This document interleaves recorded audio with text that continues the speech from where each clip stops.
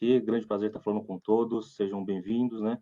Espero que todos tenham pegado um café. Vamos iniciar essa manhãzinha com Cloud Foundations, né, os fundamentos da nuvem, né?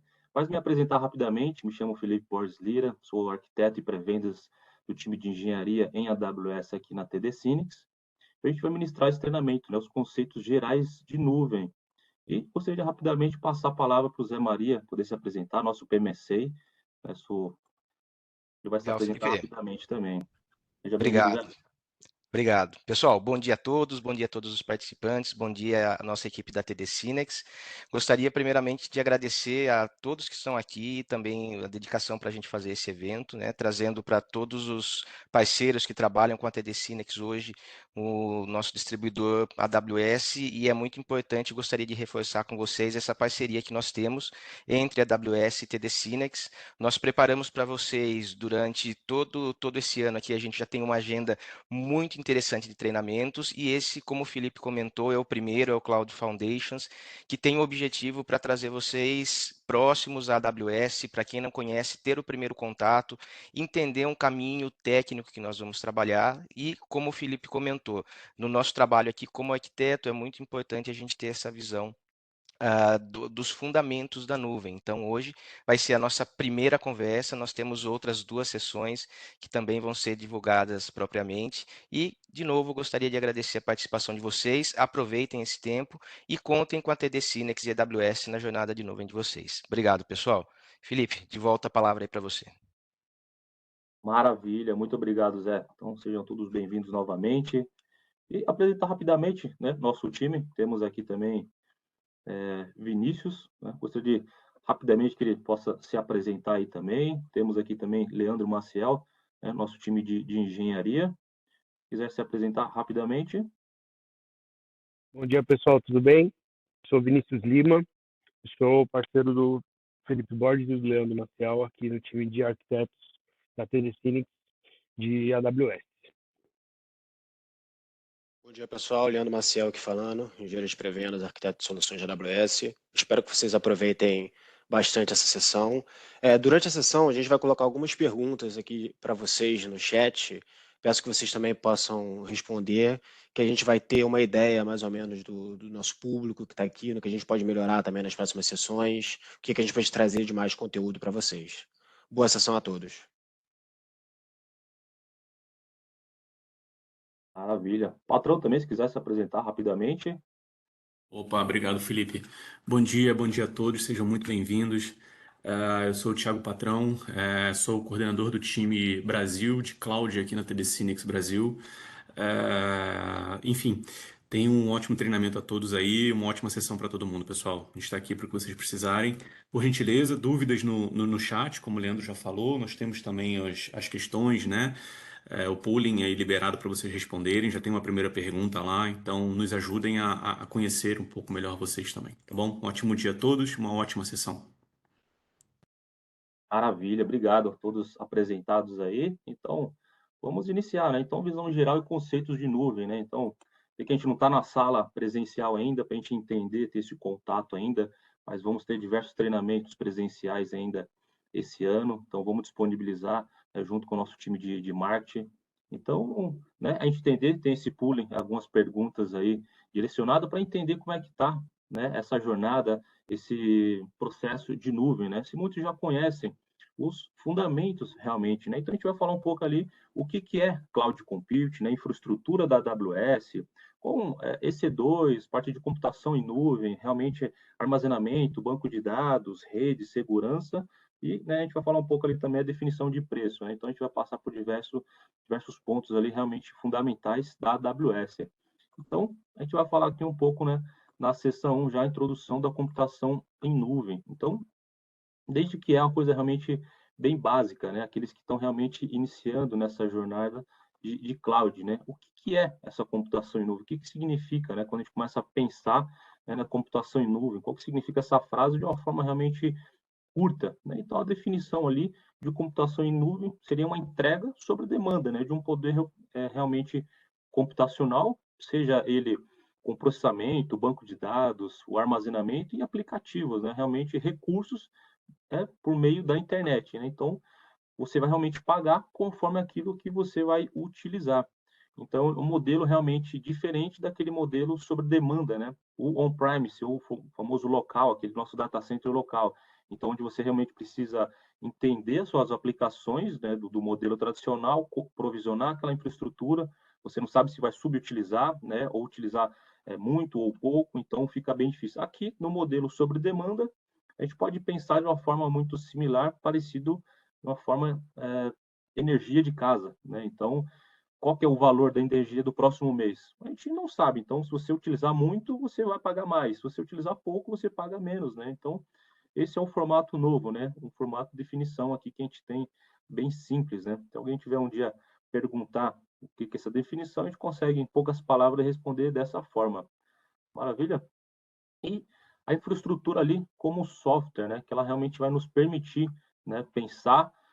A gente deixa um pouco de pensar um pouco no hardware, na questão física, na lata, e a gente vai começar a pensar realmente mais no software, né? Então, realmente, a gente vai pensar na aplicação.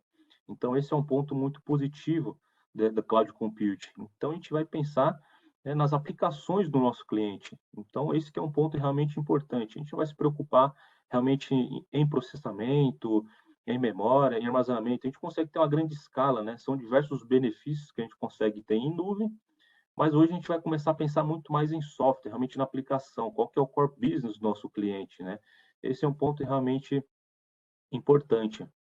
E comparando ali, né, o modelo de computação tradicional, né? Então, ele é muito voltado realmente à infraestrutura como hardware, né? Então, você vai ter que ter ali um espaço realmente que vai ter que ter uma equipe de segurança, você tem que ter uma sala com acesso voltado para pessoas específicas, né? Então, você vai ter que ter despesas voltado para aquilo, com ar-condicionado, talvez até uma redundância. Muitos já talvez até já fizeram treinamentos e voltado para infraestrutura local, né? A gente vê o quão importante pode parecer simples, né? Mas um ar-condicionado, você tem que ter uma redundância, a sala tem que estar sempre refrigerada. Então, a aquisição, né, de longo prazo, ali, aquisição de hardware, então, com parte de armazenamento, realmente rede, parte de energia. Então, a gente tem que estar sempre com essa capacidade de provisionada ali, né? Você não pode parar de adivinhar essa capacidade. Maravilha?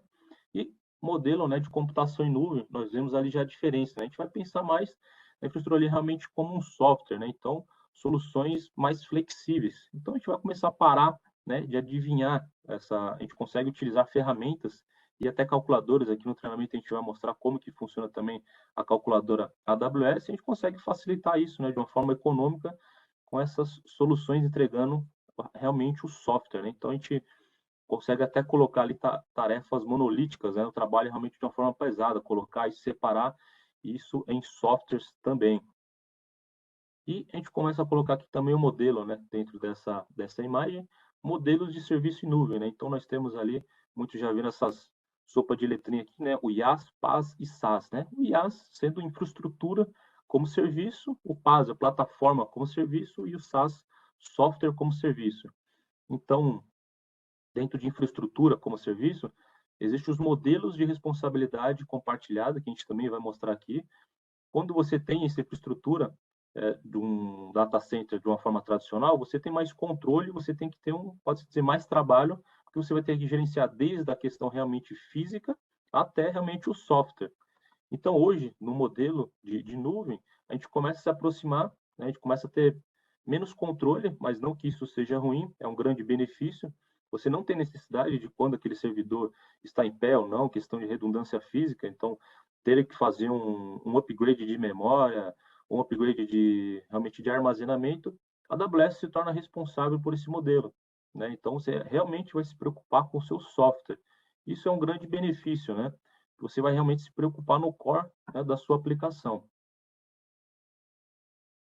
E nós temos ali, né, já falado, modelos de implantação de computação de nuvem, né? Então, temos modelos ali realmente, o Born to Cloud, realmente na nuvem, né? Então, a sua aplicação totalmente em nuvem. E temos também modelos híbridos, né? Então, meu parceiro, meu cliente tem diversas soluções, mas ele ainda precisa utilizar um pouco do seu on-premise, mas ele quer começar a colocar um pezinho na nuvem. É possível utilizar uma forma híbrida? sim, é possível. Temos diversas soluções e serviços da AWS que você consegue utilizar, né, essa forma híbrida, né? Então, você começa a utilizar serviço, você não tem uma necessidade em específico de colocar sempre novos recursos no data center local, você já começa a utilizar alguns serviços ali, né, dentro da nuvem. E também, no local, existe a nuvem privada também. E aqui, interessante esse slide, né? Então, a gente começar a entender, muitos são, às vezes, especialistas em data center, entendem bastante do modelo tradicional, a gente começa a, talvez, aqui fazer aquele famoso depara, né? Então, a gente vai entender aqui as semelhanças, né, entre a AWS e o modelo realmente tradicional. Então, a gente vê essas duas colunas aqui, né? Então, espaço de TI tradicional local, então, com a parte de segurança, né? Então, a gente entende ali como firewall, as ACLs, os administradores, né? Então, a gente consegue entender do outro lado da AWS, a gente começa a entender o quê? Grupos de segurança, né? Seriam os firewalls. E os ACLs também, pode-se dizer o mesmo nome, né? Os ACLs de rede. E os administradores e o IAM. E a gente vai passar um pouco aqui com esses serviços, né? E temos aqui também o roteador, pipeline de rede, switch, e redes voltado da AWS, nós temos diversos serviços de rede também, o Elastic Load Balancing, o Amazon VPC, também vamos falar aqui um pouco mais desses serviços. E servidores locais, né, os data center de computação, né, realmente processamento das máquinas, seria os E+, né, nós temos as nossas imagens, né, de máquinas que temos essa disponibilidade de deixar a máquina pronta. E seria, muitos já conhecem, já ouviram falar realmente do servidor aqui da AWS, né, que é as instâncias da Amazon EC2. E também parte de armazenamento e banco de dados, né? Se você tem um DAS, um SAN, um NAS, né? Alguns bancos de dados aí e armazenamento, dentro da AWS nós temos também, né, o serviço de EBS, EFS, o S3 e banco de dados com RDS. Inicialmente, né, talvez não conhece essa nomenclatura, fala que é sempre uma sopa de letrinha aqui, que a gente começa a entender, né, o que é esse EBS. Então, de uma forma similar aqui, a gente entender, pode-se dizer que seria um disco, né, o nosso disco da máquina, o que vai ser agregado aqui junto à nossa EC2. E o EFS aqui, né, nós temos ali um serviço, né, elástico, né, de file system. Então, bem interessante também, se a gente tiver um pool de diversas instâncias, a gente consegue ter um único ponto ali, realmente de um file server, né, de um serviço distribuído de file server da AWS. E o S3 também, né, um serviço muito utilizado de armazenamento, que temos um pool com backup, utilizamos outras camadas, né, camadas mais frias também. E o Amazon RDS, né, nosso banco de dados aqui dentro da AWS, existe um pool gigantesco desse banco, né, então esse aqui é em específico da AWS também. Maravilha? E temos aqui, a gente vai falar um pouco também na seção 2, vantagens da computação em nuvem. Mas antes mesmo, gostaria, né, se tem alguma dúvida, né, nesse ponto, podem deixar no chat aí, a gente está à disposição com o nosso time aqui. Qualquer dúvida, vocês podem colocar no chat, a gente vai tirar. Maravilha? E vamos lá. Então, a gente começa a trocar, né, as nossas despesas de capital por despesas variáveis, né? A gente começa a trocar nosso CAPEX por OPEX. Então, a gente começa ali, inicial, né, dentro do modelo tradicional, versus a AWS. Então, do investimento de data center, né, você precisa realmente ter um provisionamento, né, você precisa fazer ali o provisionamento, um investimento muito alto em um único momento, né? Esse pode-se dizer ali que não é muito interessante hoje, né? Imagina empresas de startup precisa fazer, né, disponibilizar rapidamente isso. A nuvem, a AWS, consegue trazer um benefício muito grande, que você vai conseguir realmente pagar conforme você utilizar. Então, isso é muito interessante. Você consegue fazer uma POC, né, disponibilizar rapidamente ali, se aquilo realmente é viável, o negócio, né, da AWS. Imagina se não se torna realmente viável dentro de um modelo tradicional, você disponibilizou muitos recursos, realmente teve que gastar um valor, um custo muito alto para disponibilizar uma aplicação muito simples.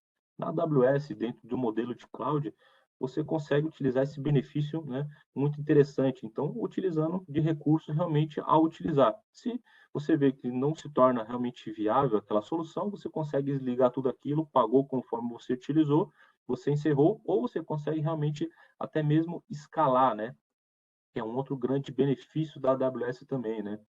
Então, a AWS consegue proporcionar diversos serviços, você consegue ter uma escala, realmente questão em minutos, você consegue utilizar serviços e produtos, e você consegue ter até mesmo descontos na AWS. Então, quanto mais você utilizar, quanto mais você entender, você consegue ter uma economia. A AWS aqui mesmo, nessa apresentação não tem específico, mas na documentação da AWS, ela já diminuiu o custo de diversos serviços mais em 80 vezes. Então, de vez ela aumentar os custos, ela, ao contrário, ela diminuiu, né? Então, lógico que tem realmente uma variação de dólar, né? Realmente Brasil, Estados Unidos, aí uma variação de dólar, mas o serviço da AWS, quando começa a aumentar, começa a ter mais clientes e mais parceiros, isso realmente começa a diminuir esse custo, né? Isso se torna realmente muito interessante. Um benefício que a AWS tem disponibilizado para os seus clientes, né? Muito essa economia realmente em escala. E a gente vai começar também um grande benefício, né? A gente começar a parar de adivinhar nossa capacidade. Então, se a gente pensar ali no modelo, né, tradicional, o local, então você pode realmente talvez fazer uma estimativa de um estudo, né, dentro de uma aplicação de um parceiro ou de um cliente, dependendo da sua necessidade naquele momento, ela pode estar ali superestimada. Então, você utilizar ali 10%, 20% da sua capacidade, e aqueles 80% que está disponível. Se você não utilizar, não, você já pagou, então não faz muito sentido, né? Você já está ali com a sua capacidade, você utilizando ou não, o valor já foi aquele que já foi pago, né? Ou também o contrário daquilo, né? Em determinado momento, sua aplicação escalou do modelo tradicional, a sua capacidade de servidor ali, talvez foi subestimada, né? Então, você pensou que fazer uma economia muito grande, o seu servidor ele já está 100%, está no gargalo, você vai ter que ter um outro investimento realmente para poder dar ter acesso tranquilo para o seu cliente. Imagina, em determinado momento, talvez uma Black Friday, o seu servidor não está aguentando, vai cair, e a gente sabe hoje, né? O mundo tão rápido que então, a aplicação não está funcionando, ele realmente vai para o concorrente, né? Então, esse é um ponto aqui negativo do modelo tradicional. Dentro da AWS, do modelo de cloud, a gente vê um grande benefício, né? Você consegue ter uma escala sobre demanda. Então, a gente entende dentro desse gráfico aqui. Então, no momento, em determinado momento, talvez no Black Friday, você teve necessidade de fazer um outscale da sua aplicação, diversos clientes e parceiros utilizando, escalou. Você vai pagar conforme aumentar, tranquilo. Depois sua aplicação, usuários vão sair da aplicação, vão diminuir, você conseguiu reduzir, você vai pagar menos ali também. Então é muito interessante, né? Você consegue ter essa variação. Esse é um grande benefício da cloud. Maravilha. E você consegue aumentar, né, a velocidade e agilidade para a nuvem. Então, a gente pensar ali, né? Então, você precisa ter uma aprovação, né, gerencial, uma aprovação financeira, de uma nota, de um pedido, até você enviar, você realmente receber esse servidor, seja essa máquina. Então, é um processo até de semana ou até meses, né? Nós tivemos, um pouco tempo atrás aí, problemas realmente com chip, né? Então, estava demorando bastante realmente para entrega de diversos produtos aí realmente físicos, né? Até desde celular, smartphone, seja servidor, máquina, switch. Então, dentro da AWS, dentro da cloud, você consegue executar recursos que você deseja dentro da sua necessidade, realmente questão em minutos, né? Questão precisar disponibilizar um servidor para a sua aplicação, questão em minutos, a gente consegue sem sombra de dúvidas, né? Então você consegue ter essa escala, esse aumento de velocidade e agilidade. Isso que hoje que nossos clientes, né, nossos parceiros, até mesmo nós, né, a gente vive num mundo realmente ágil, né? Então a gente precisa dessa agilidade no nosso ambiente, seja de computação e diversos recursos, né? Isso é muito importante, é um grande benefício também. Então, nosso cliente não quer ficar esperando meses ou semanas realmente para receber.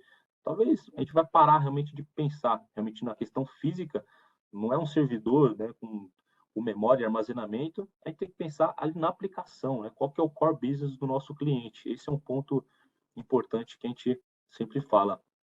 Então, a gente vai parar de gastar dinheiro ali em operação realmente em manutenção em data center, né? Então, seja com hardware, o ambiente, a manutenção, utilitários, né? A folha de pagamento, porque você precisa ter um time especialista ou até terceiros para ter essa operação do data center local, né? Então, você vai trocar aquilo, né? Você realmente vai focar nos negócios do seu cliente, você vai realmente entender.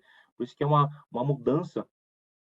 Muitas pessoas às vezes falam que já não gostam muito dessa palavra, né? Realmente o mindset, né? A gente mudar o nosso modo de pensar. Então a gente vai parar de realmente você precisa ter um espaço com diversos servidores, mas talvez não é o core business do cliente não é aquilo, né? Então a gente vai pensar realmente no business, a gente vai pensar na aplicação do nosso cliente em escala, né? Então a gente vai parar, né, de gastar dinheiro em executar com essas manutenções de data center. A gente vai realmente focar nos projetos que vão fazer diferença, né, para o nosso cliente, para o nosso parceiro. Na nuvem traz esses diversos benefícios. E a gente consegue também ter alcance global em minutos, né? Então, excelente, né? Temos ali, a gente vai mostrar também nos próximos slides também, que a gente consegue implantar, né, aplicações de uma forma realmente fácil. E a gente vai mostrar um pouco também da região, como é que funciona, né? As regiões da AWS, com as edge locations, a zona de disponibilidade, e como é que funciona isso, né?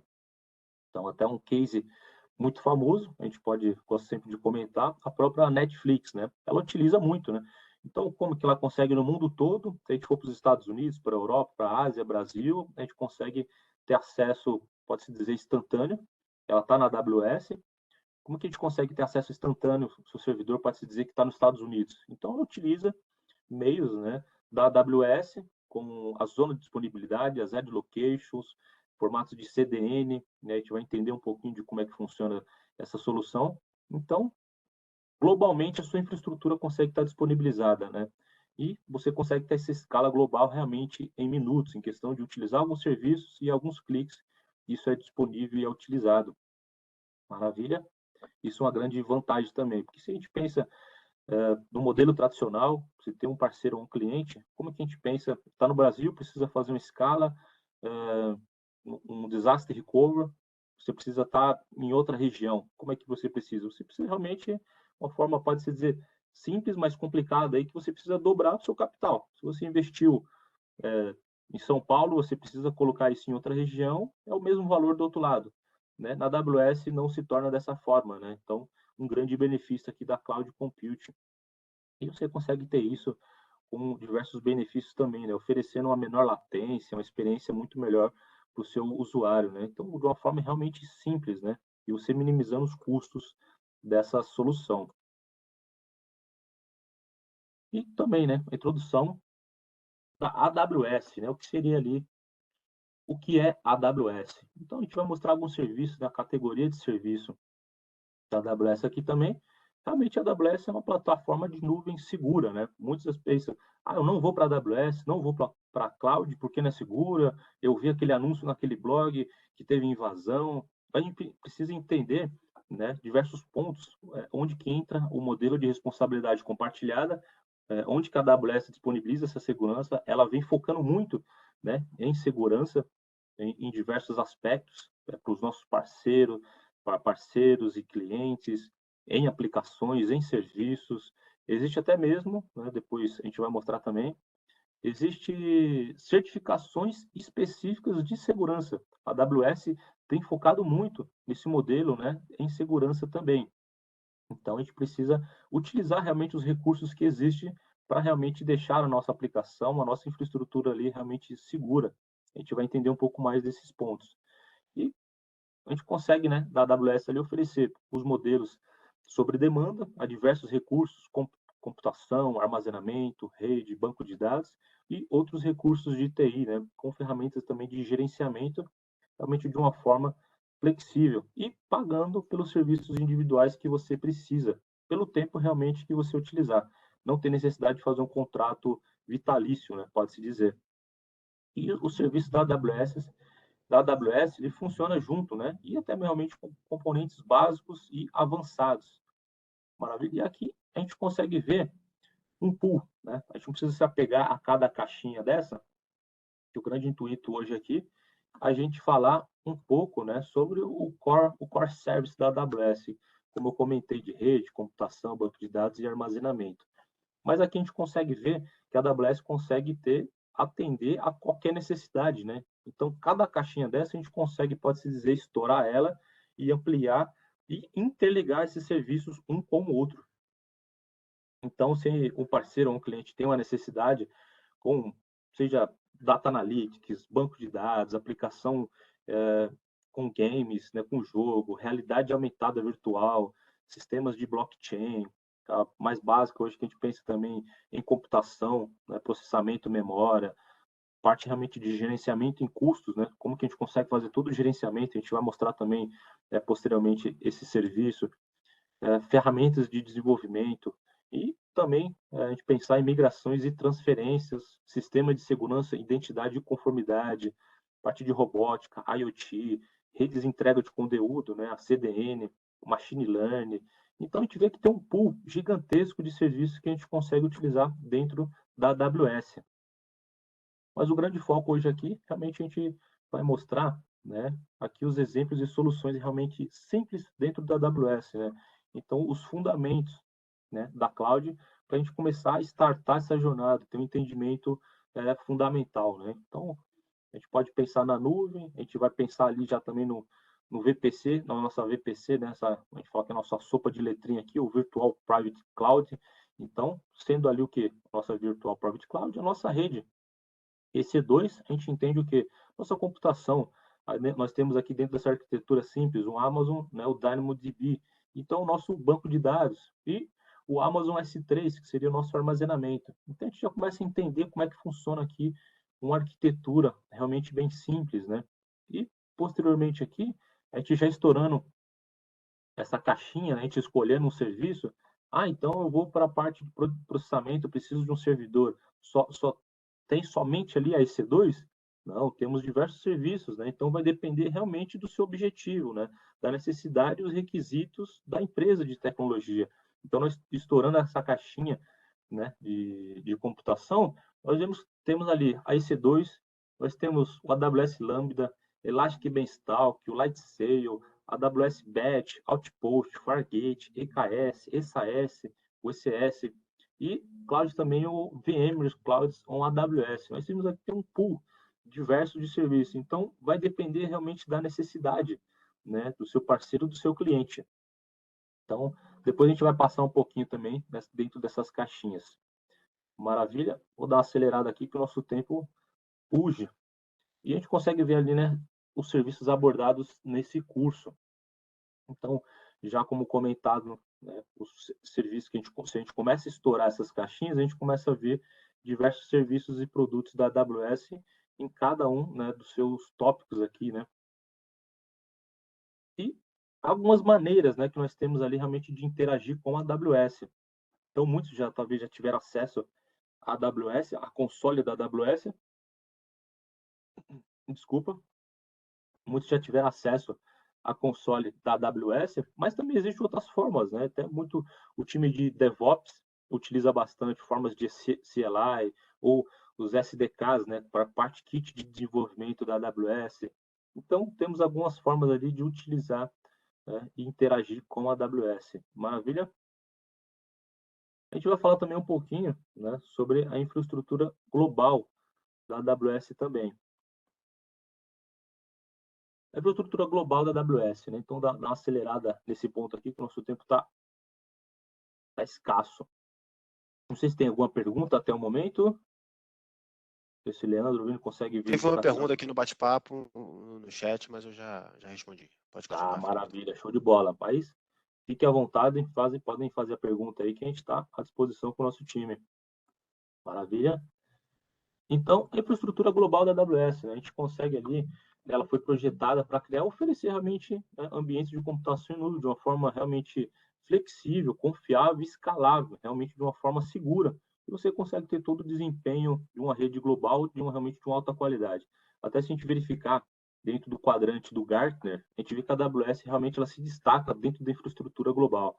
Então, até diversos momentos a gente precisa estar sempre constantemente atualizando até as nossas apresentações aqui, e tempos e tempos a gente vê que tem novas infraestruturas da AWS sendo disponibilizadas em novas regiões, as novas AZs, as Edge Locations, né? Então, a gente vai começar a entender alguns pontos da AWS com as regiões e infraestrutura, né? Então, uma região da AWS ali é uma área realmente, uma área geográfica que a AWS tem uma disponibilidade, né? Então, você consegue ter uma replicação dos seus dados entre regiões, né, que é controlada ali por você. A gente vai entender um pouquinho, né, do modelo de responsabilidade, mas você pode pensar, mas quem que se torna responsável dessa região? Sou eu, cliente, parceiro, é a AWS, quem que cuida disso? Se uma região cair, a AWS me comunica disso, eu preciso ir lá, eu posso ir lá conhecer meu servidor, não posso, como é que funciona, né? Então a gente vai mostrar aqui também esses pontos. E cada região da AWS, isso que nos deixa realmente de uma forma confiável, né? Ela tem uma redundância total da conectividade entre redes, né? Então, até se a gente pensar numa aplicação, pode o Brasil, São Paulo realmente cair, se a nossa aplicação estiver de uma forma redundante em outras regiões, então a gente tem essa nossa aplicação disponível em outra região que vai estar disponível a qualquer momento, né? Então, e até fazendo a diferença aqui, né? Uma região normalmente ela consiste em 2 ou mais zonas de disponibilidade, né? Então, isso realmente é bem importante. Então, toda a região que a gente vê, a gente vai entender que ele vai ter mais de uma, né, de 2 regiões ou mais dentro dessa região, né, as availability zones, né, as zonas de disponibilidades. Né. E dentro do site da AWS, depois eu até peço que coloquem as zonas de disponibilidade da AWS, tem um link lá que a gente consegue entender e ver as zonas de disponibilidades, regiões da AWS disponíveis, constantemente ela tem atualizado. Aqui dentro do slide ele colocou que existe mais de 22, né, mas já tem muito mais que isso, mais a disponibilidade tem crescido mundialmente também. E a seleção, né, de uma região, né? Então vai até realmente depender. Então, dependendo de algum... Obrigado, Sofia. Então, dependendo realmente da aplicação, da necessidade, né? Então, poxa, eu tenho um parceiro que tem uma necessidade específica do LGPD, que ele não pode sair do Brasil, tranquilamente, né? Então, a AWS consegue, ela tem diversos órgãos que conseguem regulamentar isso, então a gente consegue deixar esses dados que não vai sair do Brasil, né, por motivos de governança, né, e dados e questão legais, a gente consegue ter todo esse ponto, esse benefício que a gente consegue utilizar dentro da AWS, e as proximidades com clientes, né, diminuindo uma latência ali com os serviços da AWS e serviços disponíveis em diversas regiões, né? Os custos podem variar, né, dependendo da região. Então a gente pode pensar que a AWS região São Paulo se torna um pouco mais caro realmente do que, por exemplo, Norte Virgínia, Estados Unidos. Aí devido a gente pode entender a encargos, impostos, então a nossa energia, internet Brasil e São Paulo realmente é mais cara que lá, né? Então dependendo da necessidade a gente consegue fazer uma estimativa São Paulo ou Estados Unidos, mas realmente se atentando a esse ponto, se realmente a nossa aplicação, os dados podem sair, né, do território nacional. Maravilha, um ponto importante. E a zona de disponibilidade, né? Então, como já foi comentado, cada região tem várias zonas de disponibilidade, né? A gente consegue entender ali, nesse caso aqui, nesse exemplo, né? O West One. Então, a zona de disponibilidade, a gente consegue ali ter mais de um data center, né? Então, consegue ter uma redundância. Então, a zona de disponibilidade 1B, 1C, 1A, então a gente consegue, né, utilizar esses benefícios da cloud. Maravilha. E data center da AWS, né? Eles são realmente projetados com segurança, né? E onde os dados realmente residem, né? Estão dentro da AWS ali com segurança.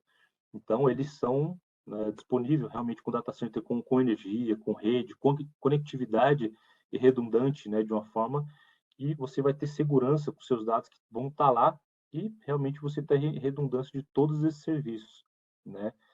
E normalmente esses data centers têm, né, ali de 50 mil a 80 mil servidores físicos, né? A gente consegue entender como que funciona, como é que é esse pool aí dos data centers físicos da AWS. E os pontos de presença também, né? Então, as nossas famosas Edge Locations, né? Então, a AWS ela fornece ali serviço global, né? Aqui ele está mostrando 187 pontos de presença, mas esse número ele já aumentou, então constantemente ele vem aumentando, né? Então, a gente consegue utilizar ali como os caches regionais de alguns serviços, né? E a gente pensar qual que é o serviço que utiliza essa CDN, a gente vai pensar ali no Amazon, o CloudFront, né? Que é a CDN. que é o Content Delivery Network, que é uma rede de entrega realmente de conteúdo. A própria Netflix utiliza bastante esse serviço, então, por diversas regiões e caches e pontos de presença, a AWS, né, tem esses benefícios e diversos clientes têm utilizado essa entrega de conteúdo mundialmente, né? Então, é muito interessante essa utilização junto, por exemplo, com um S3, um armazenamento S3 junto com um SDN. E também recursos de infraestrutura da AWS, né? Você consegue ali, já como comentado, elasticidade, escalabilidade, questão realmente em minutos. Ele é tolerância, né, realmente a falha e alta disponibilidade, né? Você consegue ter uma interconectividade entre as zonas de disponibilidade com a zona de disponibilidade A, B, C, né? Então, uma disponibilidade realmente incrível, né? Se a gente pensa fazer isso de um modelo tradicional, realmente vai se tornar muito mais caro do que a cloud. Então, esse é já um ponto que a gente está desmitificando, né? Ah, mas cloud é mais caro que o modelo tradicional. Mas se a gente pensar fazer aqui talvez um depara, cloud aqui se torna um benefício muito maior e muito mais em conta do que o modelo tradicional, né? Dependendo da sua infraestrutura ali. Maravilha? E a gente vai entrar agora no ponto seção 5, né? As visões gerais de serviços da categoria de serviço de AWS também. Aqui o Vinícius que vai apresentar esses pontos, mas ver se tem também alguma dúvida, alguma pergunta até o momento. No chat aqui não apareceu nada. Maravilha, show de bola. Qualquer dúvida, fiquem à vontade. Estamos disponíveis. Legal. Bom, eu vou iniciar aqui o compartilhamento da tela. Vocês podem me confirmar, por favor, se está aparecendo a apresentação? Ok, Vini. Legal. Então, dando sequência a essa sessão de treinamentos, a gente vai falar um pouquinho agora, o Felipe Borges, ele abrangiu um pouco o conceito de cloud e também uma rápida explicação de como que funciona as infraestruturas da AWS, dos seus data centers. Falou um pouco dos serviços, né? E agora, nessa sessão aqui, nós vamos um pouco mais a fundo em cima dessa questão dos serviços, das categorias e os serviços que tem dentro de cada categoria da AWS, que a AWS consegue fornecer para nós. Então, esse slide aqui estava, inclusive, nas sessões anteriores, né, nas sessões do Felipe, são as 23 categorias de produtos e serviços que a AWS fornece. Rapidamente, categoria de análise, otimização e gerenciamento, IoT, redes de entrega de conteúdo, aplicativo integração, cliente envolvimento, machine learning, robótica, realidade aumentada e realidade virtual, banco de dados, gerenciamento e governança, satélite, blockchain, ferramentas de desenvolvedor, serviços de mídia, segurança, identidade e conformidade, negócios, aplicativos, usuário final computação, migração e transferência, armazenamento, computação, tecnologia de jogos e dispositivos móveis. São essas as 23. Alguns nomes aqui eles já estão traduzidos, mas a gente tem já o conhecimento da nomenclatura em inglês. Por exemplo, Internet das Coisas, a gente já está mais acostumado com IoT, por exemplo, o entrega de conteúdo, delivery content, etc. Mas o conceito continua o mesmo. Por que tem algumas categorias aqui que são grifadas? Visando os principais serviços de AWS, a gente selecionou aqui algumas categorias que são mais utilizadas, são categorias que são principalmente elas são abrangidas nas provas da AWS, as principais provas, né, as de conceito, por exemplo, a AWS Practitioner fala muito sobre exatamente esses serviços, essas categorias.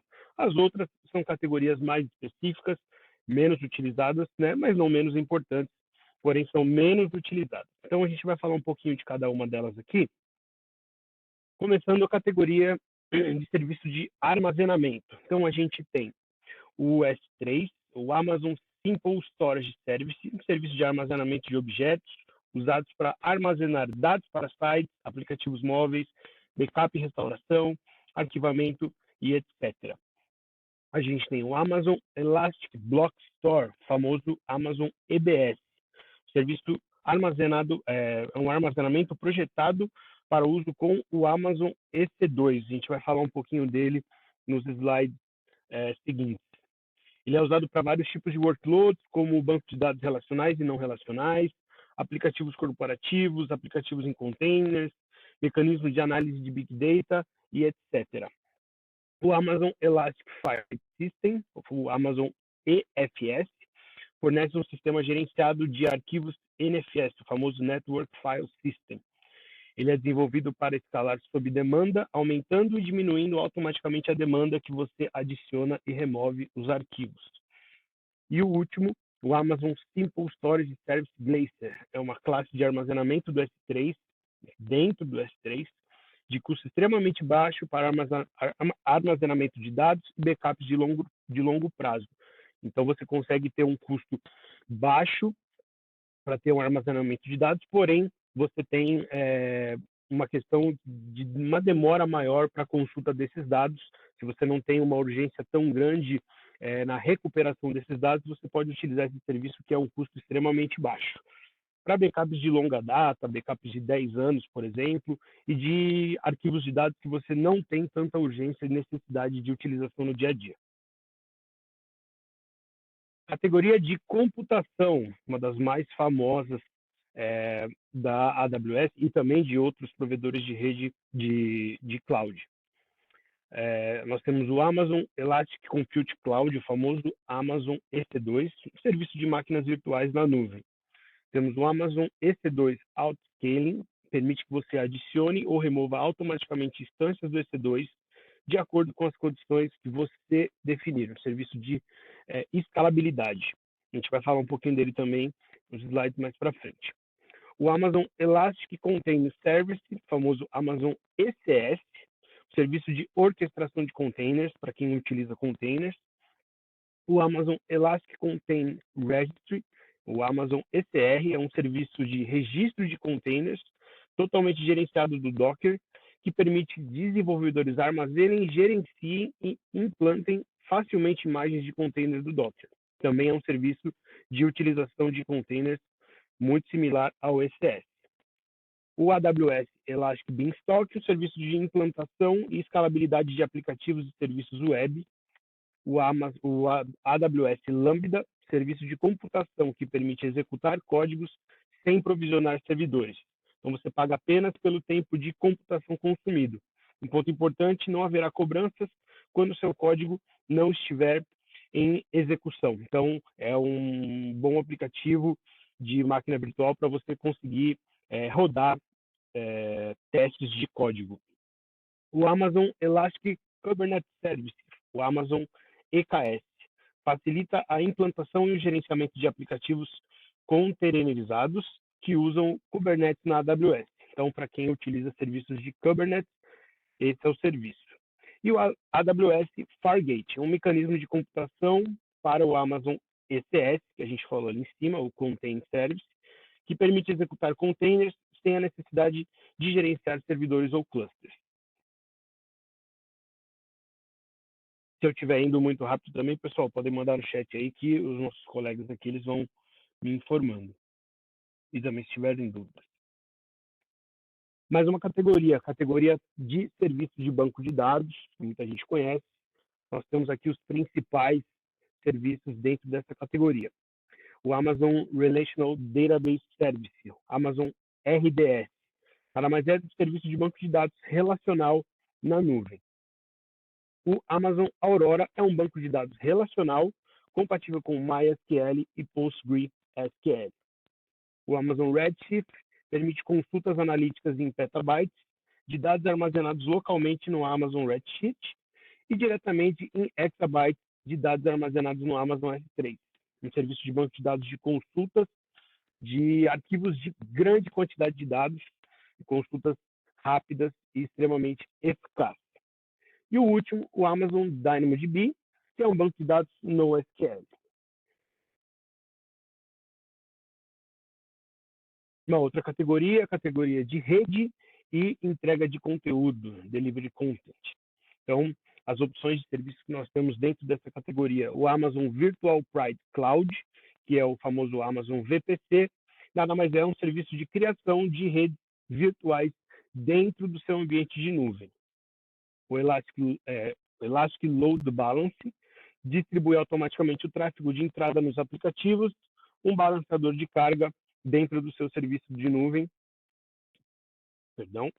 O Amazon CloudFront, um serviço rápido de rede de entrega de conteúdo com baixa latência e altas velocidades de transferência, o famoso CDN. O AWS Transit Gateway é um serviço que permite que os clientes conectem suas VPCs e suas redes locais em um único gateway. O Amazon Route 53, um serviço de web de Domain Name System, é o famoso DNS, né, um servidor de DNS. O AWS Direct Connect oferece uma maneira de estabelecer uma conexão de rede privada dedicada ou escritório para a AWS, para o seu serviço de nuvem. Então, se você tem a utilização de uma infraestrutura on-premises, de um escritório, por exemplo, você consegue conectar, fazer uma conexão direta pelo AWS Direct Connect com o seu ambiente de nuvem. E o VPN da AWS é um serviço de túnel privado de rede, assim como um serviço de VPN de qualquer outro fabricante de rede, um serviço de VPN privado que a AWS tem. Categoria de serviços de segurança, identidade e conformidade. Aqui a gente tem, na parte de serviços, o AWS Identify and Access Management, que é o IAM. Permite que você gerencie o acesso aos serviços e recursos da AWS com segurança. O AWS Organizations permite restringir quais serviços e ações são permitidos nas suas contas. A gente vai falar um pouco dele também. Tem um slide dedicado somente ao AWS Organizations um pouquinho mais para frente da apresentação. O Amazon Cognito permite cadastro, login e controle de acesso de usuários aos aplicativos web para dispositivos móveis. A AWS Artifact oferece acesso sob demanda a relatórios de segurança.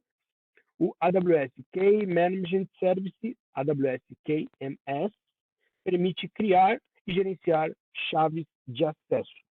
E o AWS Shield é um serviço gerenciado para proteção contra DDoS, aqueles ataques, né, que a gente está, infelizmente, vendo com bastante frequência.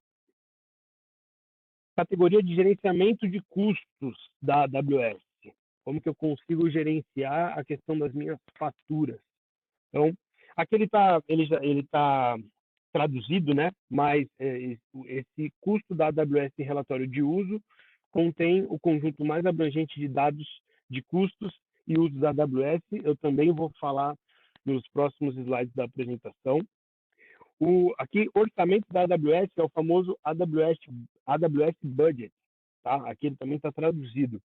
Permite que você defina orçamentos personalizados que enviem alertas quando o uso se excede. Então, quando você tem a utilização de recursos, você extrapolou, você coloca um limite, e quando você está próximo de chegar a esse limite, ou quando extrapola, ele te dá o alerta, você consegue controlar os seus gastos dentro do ambiente da nuvem.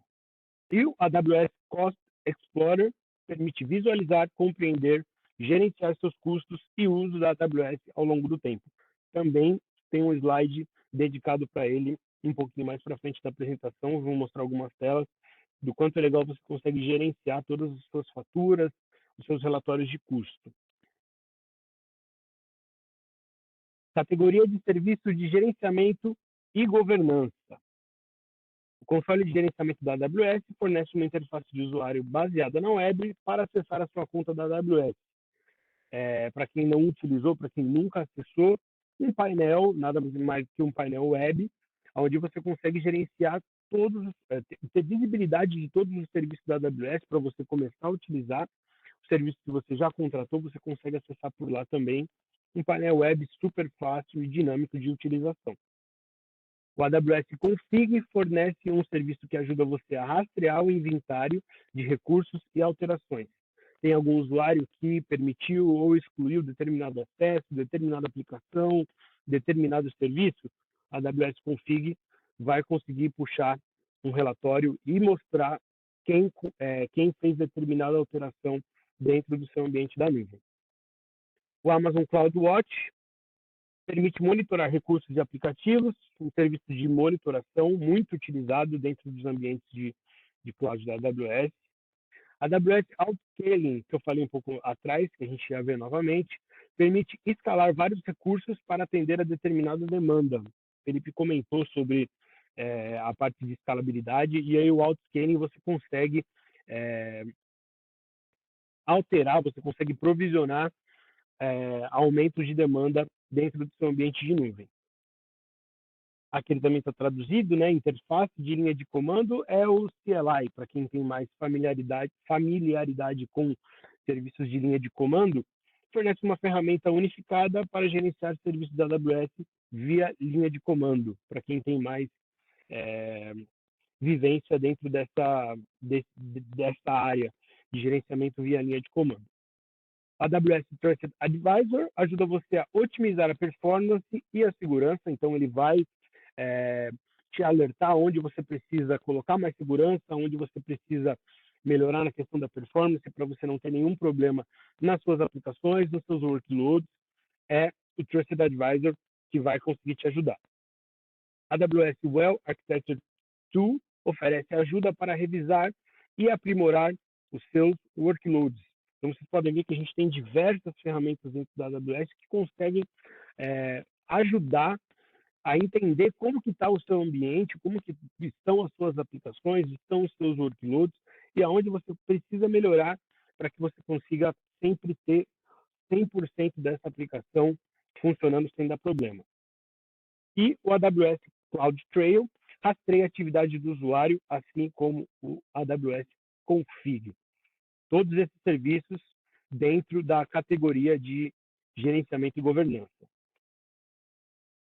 Então, são essas 7 categorias principais, tá? Que são as categorias que mais utilizamos dentro do serviço de AWS e são as principais categorias que caem dentro, por exemplo, dos conceitos da prova do Cloud Practitioner. Agora a gente vai para a seção Fundamentos de definição de preço, como que funciona a definição de preço da AWS.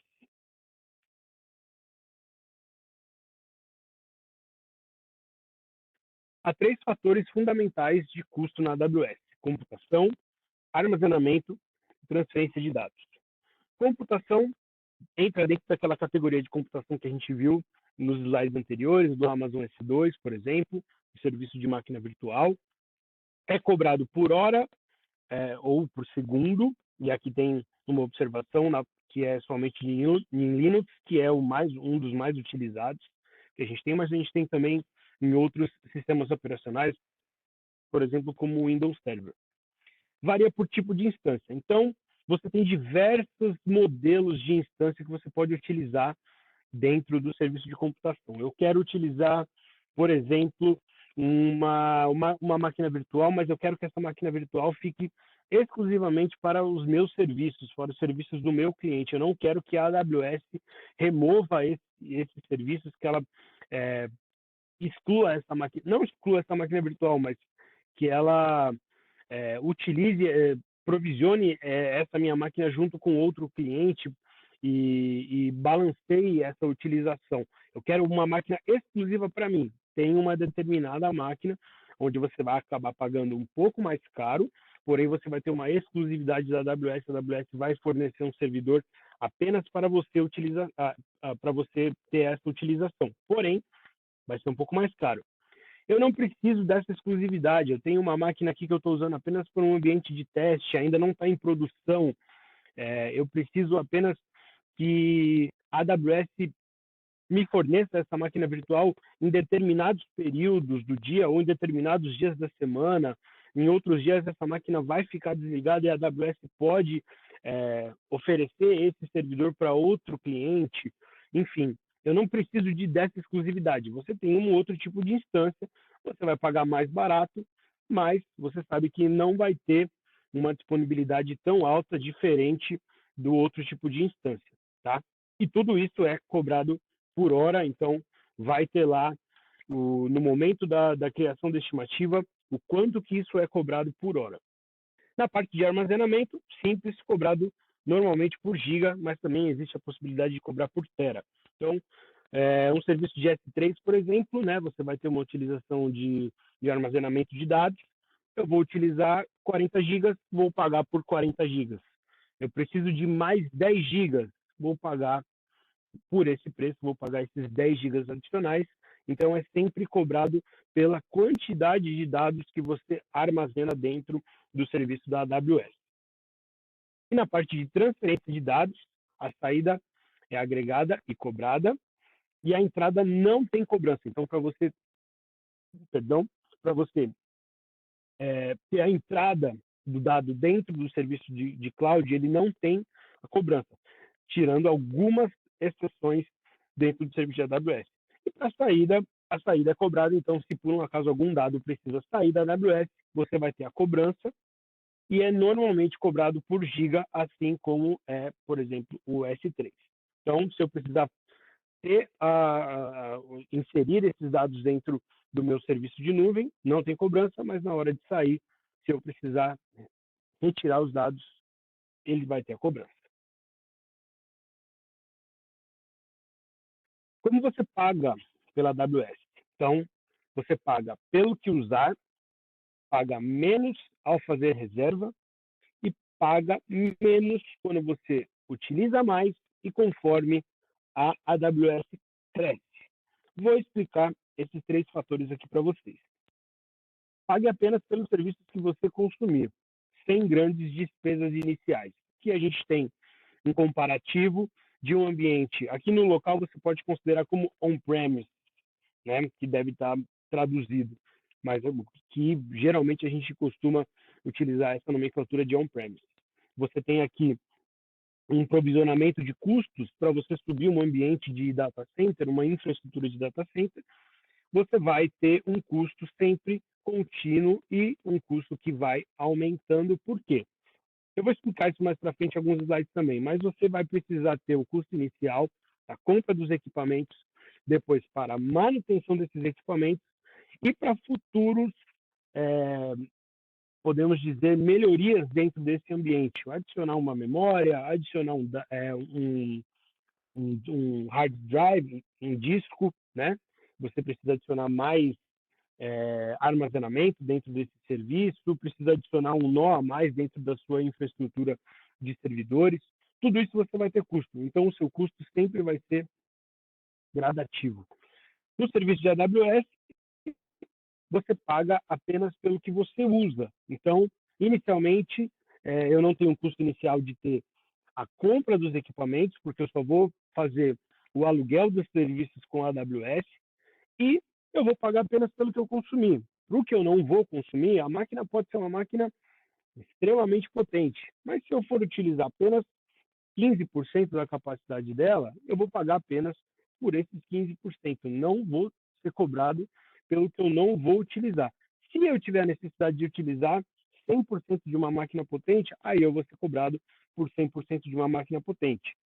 E aí, futuramente, eu não vou precisar utilizar, o custo cai. Aqui um exemplo, por exemplo, a gente pode ter um serviço de e-commerce que tem os seus principais picos em determinadas datas, como Black Friday, Natal. A gente sabe que esses sites de e-commerce eles têm uma visitação maior e uma demanda maior nesses sites, nas transações, dentro desses períodos.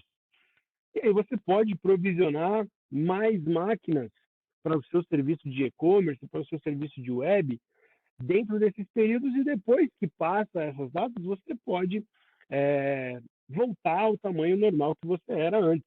E você vai pagar menos nos meses subsequentes. Então, é uma escalabilidade que te dá um conforto para você pagar apenas para o que você vai precisar, e você não vai ficar na mão, as suas aplicações não vão falhar, você vai ter sempre um atendimento. Se você for num ambiente on-premises, por exemplo, nesses períodos você vai precisar ter uma utilização maior, então você vai precisar gastar mais dinheiro, vai precisar comprar mais recursos, mais hardwares, por exemplo, e futuramente você não vai utilizar, porque passou a alta demanda, você vai ter a máquina potente lá, mas você não tem tamanha necessidade de utilização. Você vai acabar tendo um recurso sem utilizar. Isso não acontece na nuvem. Pague menos ao fazer reserva. Então, aí é o exemplo de instâncias reservadas, por exemplo, onde você vai ter essas instâncias reservadas, você vai acabar pagando menos. Isso não só na parte de instâncias, está na parte do EC2. A gente tem também, por exemplo, no RDS, que eu falei um pouco mais atrás, né, o Relational Database Service, você também tem essa opção de utilização de capacidade reservada. Economiza até 75%. Então, tem as opções. Instância reservada com pagamento Auri, que é o maior desconto e economia quando você faz o pagamento integral adiantado. Você vai ter um desconto muito maior, pagando tudo no upfront. Instância reservada com pagamento adiantado parcial, pagando parcialmente, que é o PURI aqui na imagem. Oferece a você a opção de gastar menos inicialmente, ainda assim obtendo um bom desconto. Ou a instância reservada sem pagamentos adiantados, que é o NURI, que é essa opção rosinha aqui. A opção para você não gastar nada adiantado, você não vai precisar desembolsar nada, você vai receber um desconto menor, porém você vai conseguir provisionar os seus recursos financeiros para uma outra necessidade e ainda assim conseguir utilizar um serviço de nuvem que vai conseguir atender a sua aplicação, o seu workload. Então, se você utilizar esses serviços sob reserva, é uma das opções que tem lá dentro da calculadora da AWS, apesar de você não ter a exclusividade desses serviços, você vai conseguir ter um recurso muito mais barato na utilização. E o pague menos usando mais. Nada mais é do que uma relação de custo-benefício desses serviços da AWS em relação à utilização do on-premise, por exemplo. Economias à medida que o uso aumenta. Então, você vai contratar, por exemplo, um serviço de S3, como está aqui na imagem, e conforme você vai utilizando mais esse serviço, o custo-benefício melhora para você. Por quê? Porque o custo por giga diminui. Vinícius, quer dizer que o custo diminui? Não é que o custo vai diminuir. O custo, obviamente, vai aumentar porque você vai utilizar mais dados, né? Mais recursos dentro do S3. Porém, o custo de cada giga vai diminuindo conforme você vai aumentando a sua necessidade dentro do S3. Então, aqui na imagem está bem descrito. A gente tem aqui um S3 com uma folha, e aí ele tem um custo. Se você utilizar 2 folhas, esse custo-benefício diminui, e com 3 o custo diminui mais ainda. Então, quanto mais a utilização, o custo por giga vai diminuindo. Tá? Isso pode ser utilizado no Amazon S3, no EBS ou no EFS, serviços que eu falei para vocês nos últimos slides. E pague ainda menos com o crescimento da AWS. Então, à medida que a AWS cresce, ela consegue ter a redução de custo nos seus negócios. Existe uma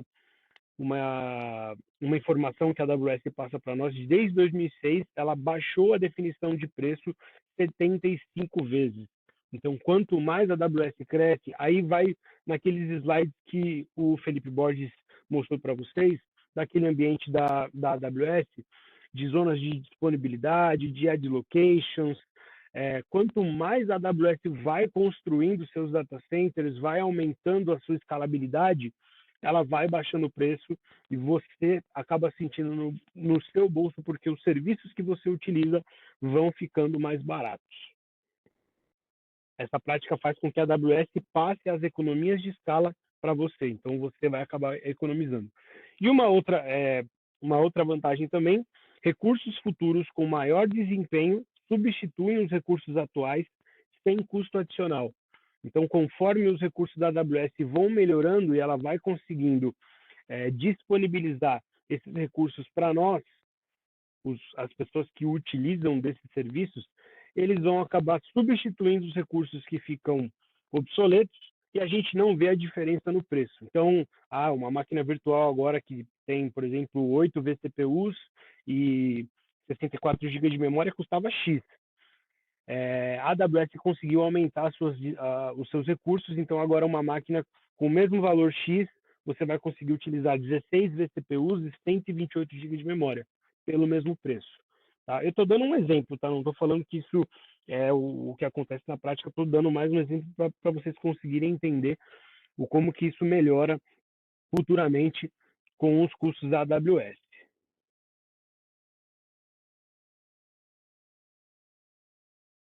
E também para quem tem interesse, para quem ainda não é cliente da AWS, a AWS oferece alguns recursos a nível gratuito, para que você consiga testar, para que você consiga ter uma interação maior com esse ambiente e conhecer o serviço da AWS, conhecer o serviço de nuvem. Então, você tem esses serviços de nível gratuito. Se você for um cliente novo da AWS, você pode executar uma instância T2, que é um tipo de instância que tem dentro da calculadora, que é uma micro instância, podemos dizer assim, né? É uma instância bem pequena, porém você consegue executar essa instância, além de poder utilizar um mini recurso de S3, um mini recurso de IBS e load balance, entre outros serviços, tudo isso de forma gratuita por 1 ano, tá? Depois, se por um acaso alguém tem esse interesse, pode nos procurar que a gente manda o link de como faz, do que você precisa fazer, de se registrar na AWS para conseguir fazer essa utilização, tá?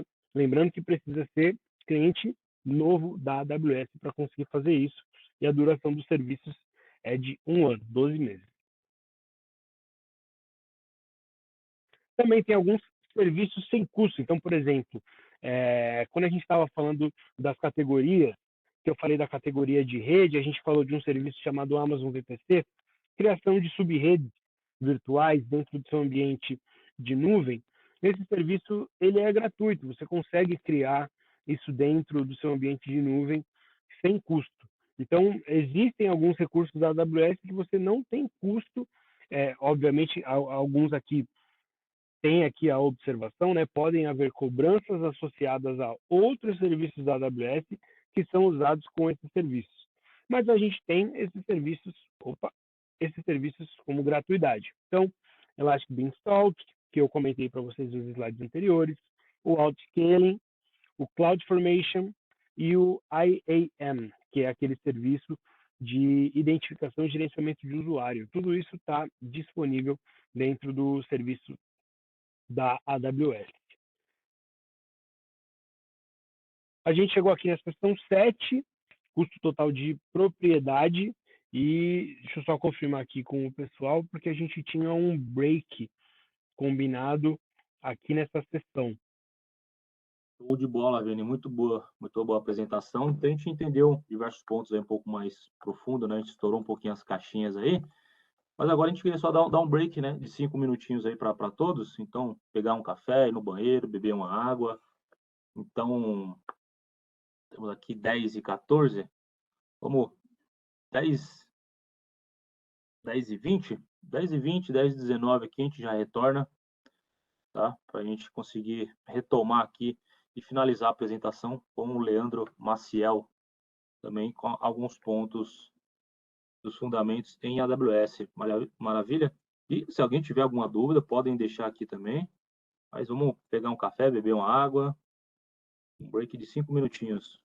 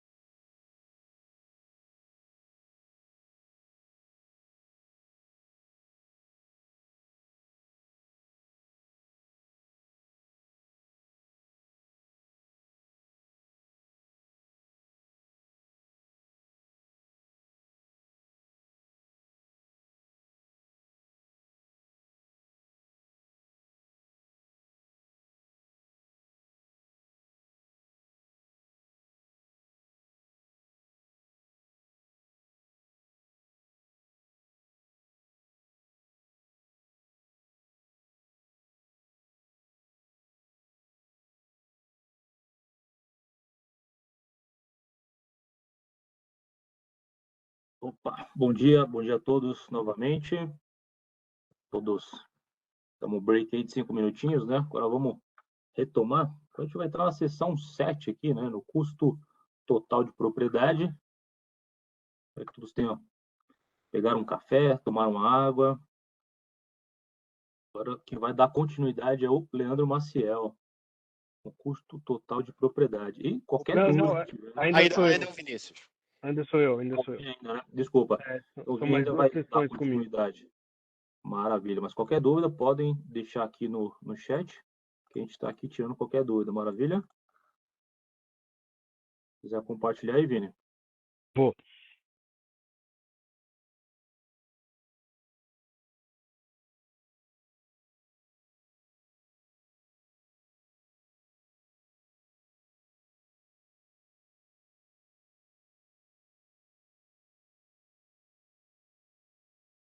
Estão conseguindo ver? Sim. Sim. Legal. Então, partimos agora para a seção 7. Custo total de propriedade, ainda voltado para essa parte de precificação. A gente vai fazer um comparativo, vai mostrar como que você precisa fazer uma estimativa de valores, tanto na parte de infraestrutura tradicional, na parte de on-premises, quanto na parte de nuvem, né, na nuvem da AWS. Então, eu vou explicar um pouquinho sobre esse custo total de propriedade TCO, que a gente ouve tanto nos projetos de data center. Então, falando na parte de precificação, a gente tem na infraestrutura tradicional o que você tem de custo, o que você precisa provisionar de recurso para conseguir ter uma infraestrutura tradicional. Equipamento, recursos de administração, aí são as pessoas envolvidas para ter o gerenciamento dessa infraestrutura, contratos de licença, que a gente sabe que tem bastante coisa de software envolvida, e otimização, aí são aquelas melhorias que eu citei para vocês nos slides anteriores. Parte de nuvem agora. Tem despesas iniciais, pague pelo que usar, já expliquei para você em alguns slides anteriores. Melhora o tempo de entrada no mercado e a agilidade. Você consegue contratar um serviço de nuvem muito rápido e rapidamente você vai ter um recurso provisionado para você, diferente de um ambiente, né, de uma opção de infraestrutura tradicional. Aumentar e reduzir a escala vertical. Então, você consegue ter escalabilidade e sempre disponibilidade dentro do serviço de nuvem. Tá? Diferente de um ambiente de infraestrutura tradicional que você vai precisar pagar esses recursos e vai precisar esperar os equipamentos chegarem, esperar as licenças serem disponibilizadas para melhorar qualquer tipo de serviço ou recurso dentro desse ambiente. No serviço de nuvem, você escala rápido. Tá? E infraestrutura de alto atendimento, você tem disponibilidade da AWS para ter o atendimento das suas necessidades, dos seus problemas, dos seus troubleshootings dentro do seu ambiente. O que é esse custo total de propriedade? Custo total de propriedade é tudo que envolve esses ambientes, esses recursos, tanto de maneira formal ou informal, de maneira direta ou indireta. Então, sempre que você vai precisar fazer um comparativo, você vai precisar fazer esse TCO e colocar todos os recursos, colocar tanto direto ou indiretamente, com um comparativo de ambiente on-premises para ambientes na nuvem. Deixa eu avançar. Aqui está um exemplo do que você vai precisar fazer de uma TCO, de um ambiente on-premise, que você vai precisar levar sempre em consideração no momento de fazer uma estimativa. Então, custos de servidor, hardware, servidor, unidade de distribuição de energia, PDUs, do chassi, do rack, switches, aquele switch store que a gente chama, né, switch top of rack, e a manutenção desses serviços. A parte de software, sistemas operacionais, licenças de virtualização e manutenção. Tudo isso, sem contar aqui nessa parte à direita, custos de instalação, espaço, energia elétrica e refrigeração. Assim como o Felipe Borges comentou no começo da apresentação, a gente precisa levar sempre isso em consideração. Não dá para você deixar um servidor em qualquer lugar. O servidor precisa estar num ambiente seguro, um ambiente que ele tenha disponibilidade da energia elétrica, porque se o servidor cai, os seus workloads, as suas aplicações também caem, e refrigeração, porque são máquinas extremamente potentes que utilizam muito recurso e precisam de refrigeração para que não esquente, tá? Então, não é fácil você montar um ambiente de data center. Custo de armazenamento, a parte de hardware, discos de armazenamento, a rede de área de armazenamento, que é a SAM, que para quem conhece um pouco mais de data center, né, é a rede de utilização de storage, ou switches de canal de fibra, Fiber Channel.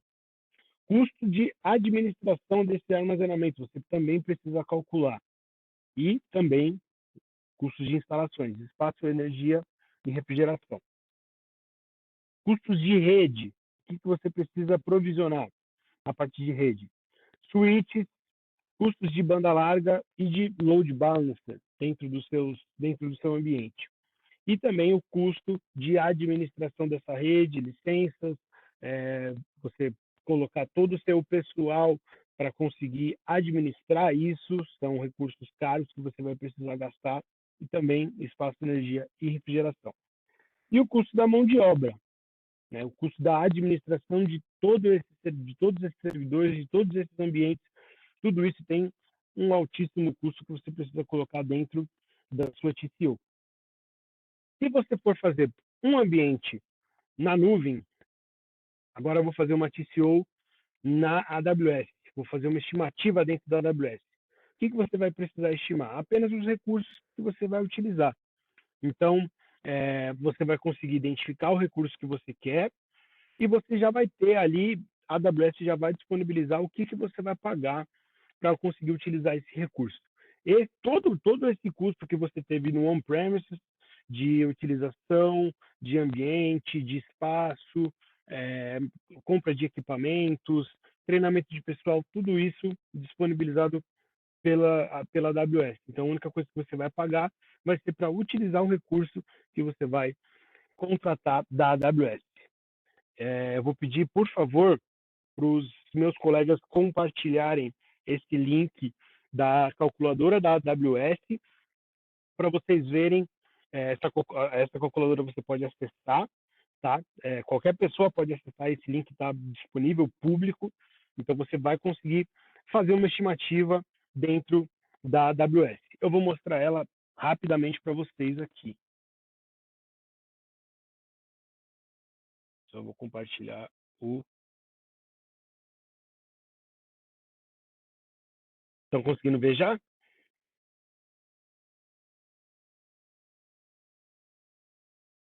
Pessoal, alguém pode me confirmar? Dá para ver sim, Vinícius. Estamos sim. Legal. Então, esse aqui é o link.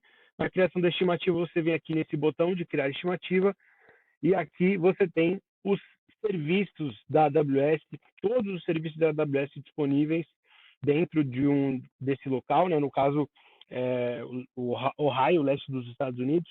Como o Felipe Borges comentou, não são todos os locais que têm todos os serviços, então é importante você consultar. Mas, por exemplo, o principal serviço, um EC2, por exemplo, você já consegue aqui dentro da estimativa fazer uma estimativa de máquina virtual. Ele já vai abrir aqui para você. Eu não vou preencher muitas informações, tá, pessoal? Porque o nosso tempo está curto, mas aqui você já consegue ver, ó, aqui uma máquina T4 Nano, 2 vCPUs, 0.5 GB de memória, a parte de Network Performance até 5 GB, EBS na utilização de armazenamento.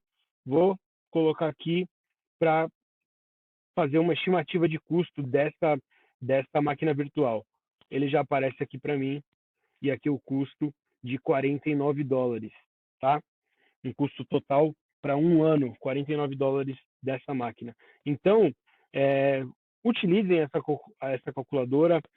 Se precisarem de ajuda, vocês também podem nos consultar, mas você consegue gerar suas TCOs de AWS dentro desse link, dentro desse recurso que a AWS disponibiliza, tá? Público para todos.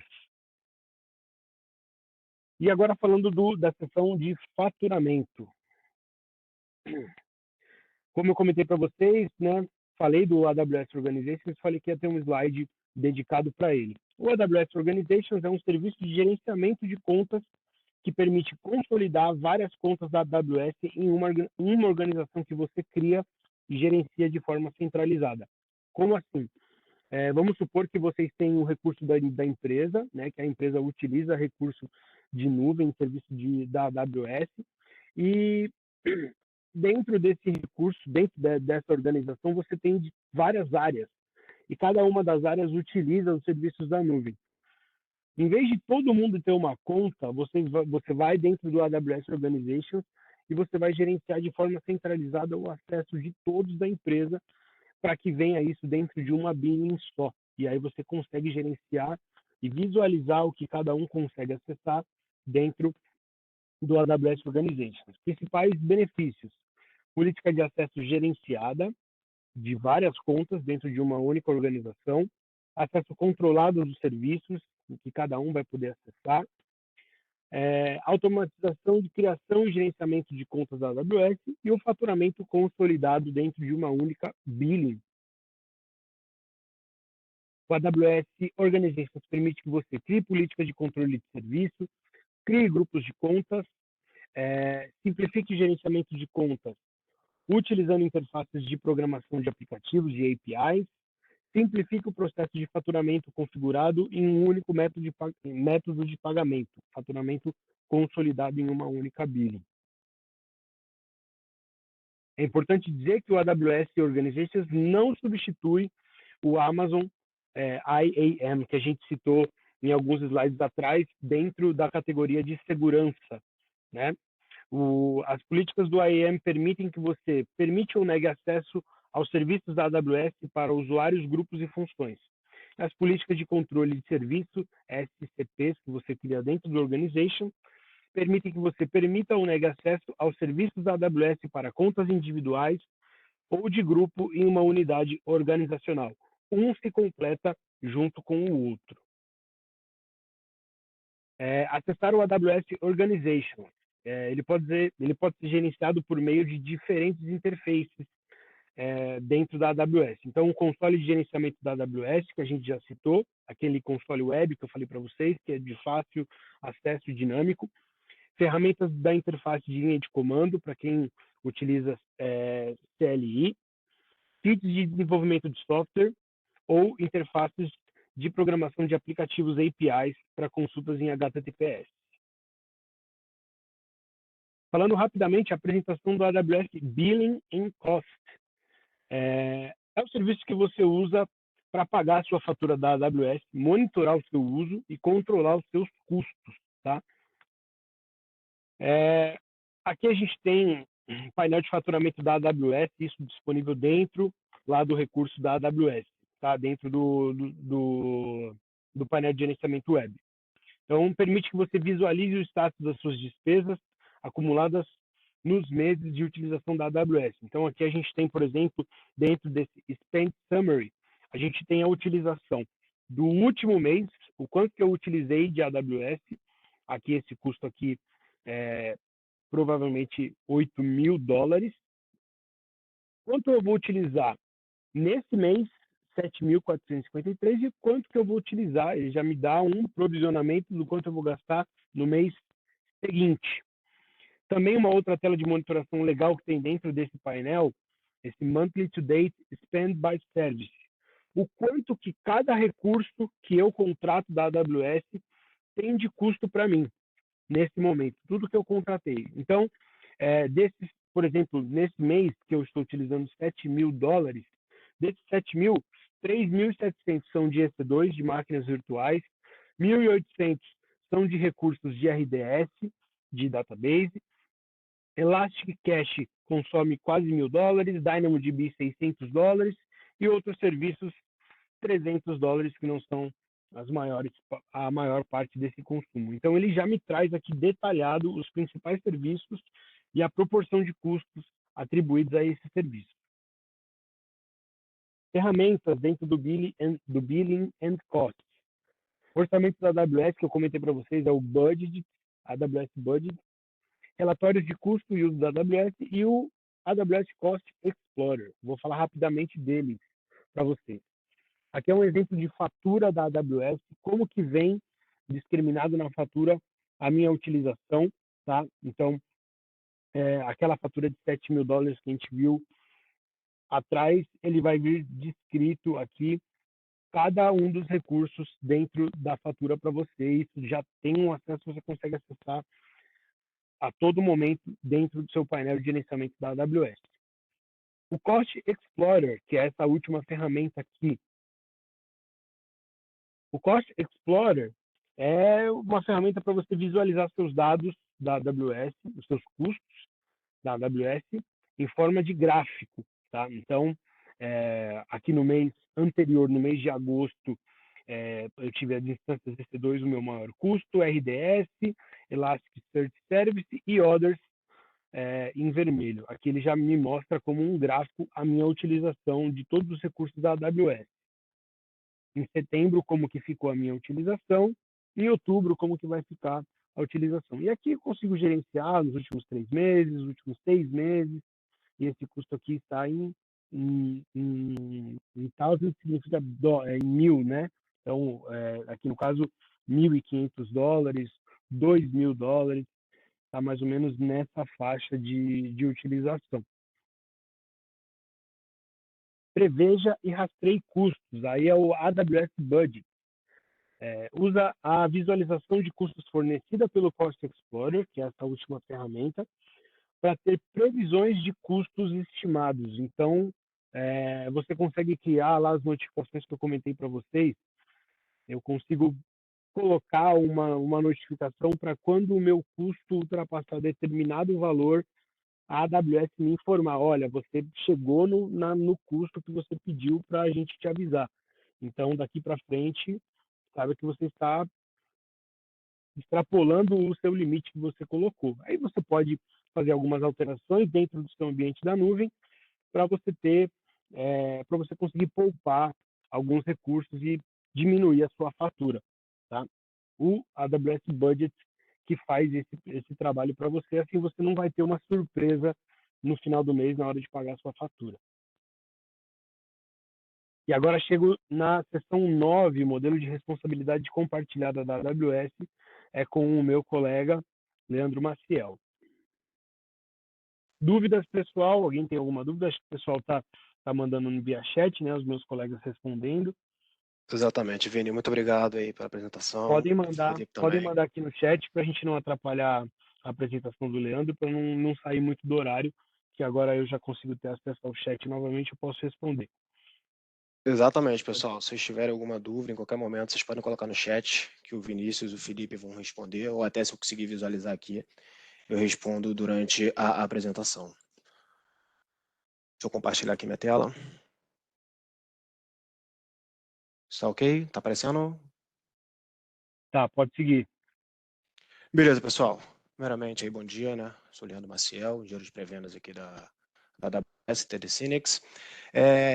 Nessa sessão, a gente vai falar um pouco do modelo de responsabilidade compartilhada, né, da AWS. O que é isso? A gente já viu até agora, o Felipe e o Vinícius mostraram, todas as soluções, todos os serviços que a AWS fornece para vocês, todos os recursos que a AWS fornece. E como é a responsabilidade, principalmente na questão de segurança, com relação a todos esses recursos que a AWS fornece. A AWS ela criou esse modelo, que é o modelo de responsabilidade compartilhada, onde tanto o cliente quanto a AWS eles são responsáveis pela segurança desses recursos da AWS.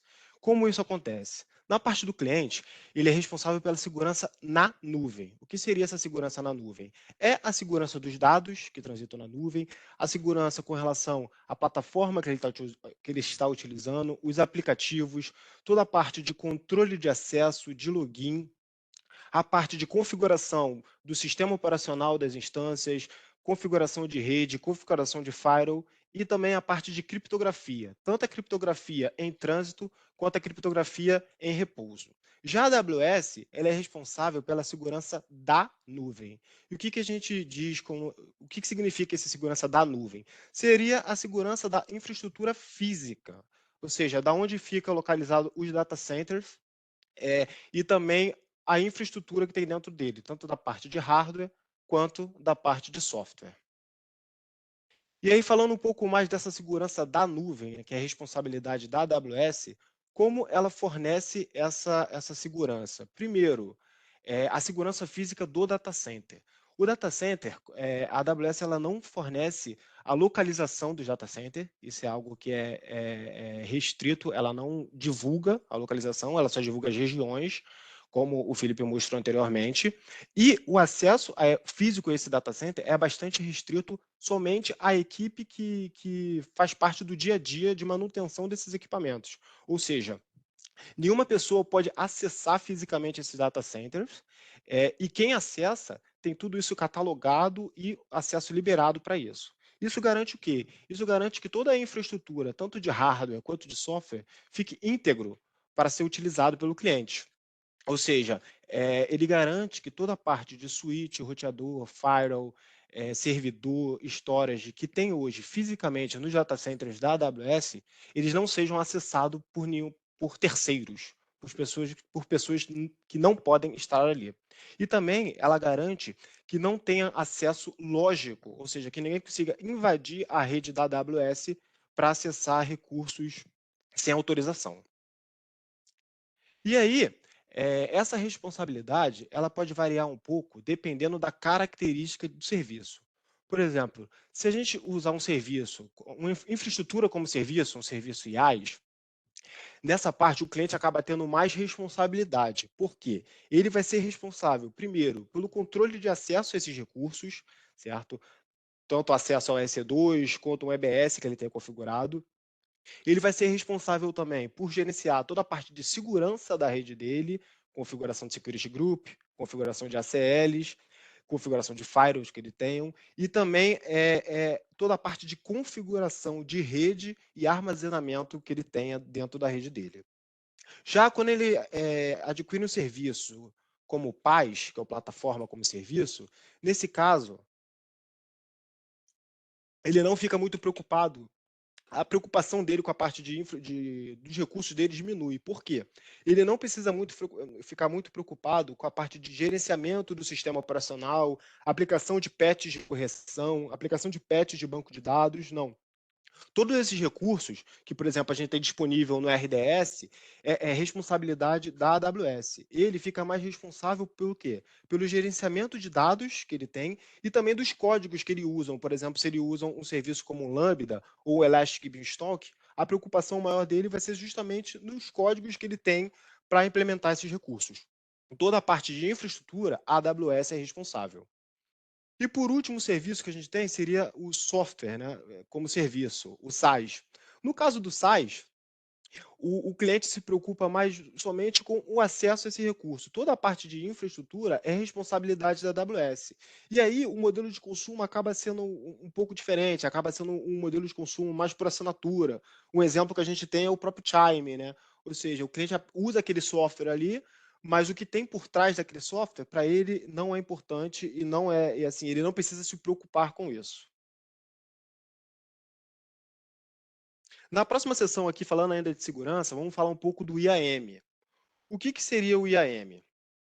O IAM é um recurso da AWS gratuito, isso é muito importante, né? E a AWS não cobra por esse recurso, e ele garante que você consiga gerenciar quem vai acessar os outros recursos da AWS. Ou seja, a partir do IAM, você consegue criar políticas e usuários que vão ter acessos, por exemplo, a acessar uma instância e poder encerrar uma instância ou poder subir uma instância do EC2. Entendeu? Tudo isso você consegue pelo IAM, ou seja, ele vai definir quem pode acessar esse recurso, quais recursos essa pessoa pode acessar e dentro dele o que ela pode fazer e também como esses recursos podem ser acessados. E quais são os componentes que a gente tem dentro do IAM?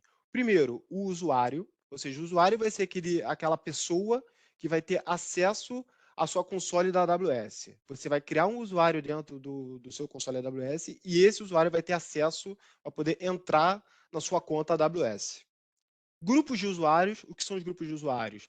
São uma coleção de usuários que vai ter a mesma autorização Por exemplo, você tem numa empresa, você tem uma equipe de operações. Você pode fazer que essa equipe de operações seja um grupo onde todo mundo vai ter o mesmo perfil de acesso à rede AWS.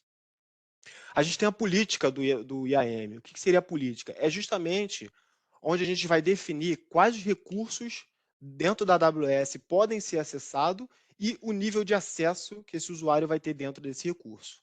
E, por último, a parte de funções, que é onde a gente pode permitir, a gente pode criar um conjunto de permissões, que podem ser temporários ou não, para solicitações dentro do serviço AWS. Ou seja, a gente cria uma função que a gente faz um conjunto de várias permissões que esse grupo pode ter para acessar algum recurso por um determinado período de tempo. E um outro fator de segurança muito importante dentro da AWS é o MFA, que é o Multifactor Authenticator. Ele garante, né, uma camada maior de segurança dentro da sua conta da AWS, porque além do usuário ter que, na hora de se logar, colocar o usuário e senha, ele também precisa de um código de autenticação. Ou seja, por exemplo, a gente sabe que acontece muito o problema do usuário acabar perder a sua senha, né? Ter a sua senha invadida por uma outra pessoa. Esse invasor, ele não vai conseguir acessar o console somente com o usuário e senha que ele conseguiu descobrir. Ele também vai precisar fazer uma autenticação via token de MFA para conseguir acessar o console. Então, assim, o MFA é uma ferramenta muito importante e que a AWS indica que todo mundo configure as suas contas para garantir uma camada maior de segurança dentro do console AWS. E aí, como é que fica o passo a passo, né, das melhores práticas para um acesso a uma conta da AWS? O usuário, depois que ele se autenticou, você vai ter as políticas criadas para ele, ou seja, esse usuário, ele vai ter, por exemplo, acesso total ou ele vai ter um acesso somente leitura ao recurso da AWS? E também você vai definir quais recursos ele pode acessar. Por exemplo, o usuário X, ele vai ter um acesso total, ele pode criar, pode excluir instâncias de EC2. O usuário Y, ele só pode visualizar, certo? Um acesso somente de leitura a um bucket de S3, porque ele não é um administrador, ele não é uma pessoa operacional, ele só precisa ter acesso a alguns dados ou algum arquivo. Então, assim, o IAM, ele é fundamental justamente por isso, porque você consegue segmentar e criar camadas para os usuários acessarem o seu console, a sua conta AWS.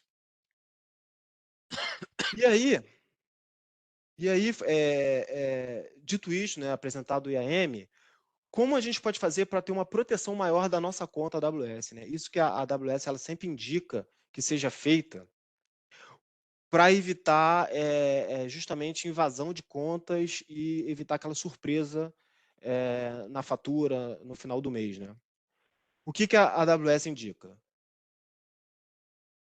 Primeira coisa, quando você cria uma conta na AWS, você ganha um usuário root, um usuário raiz.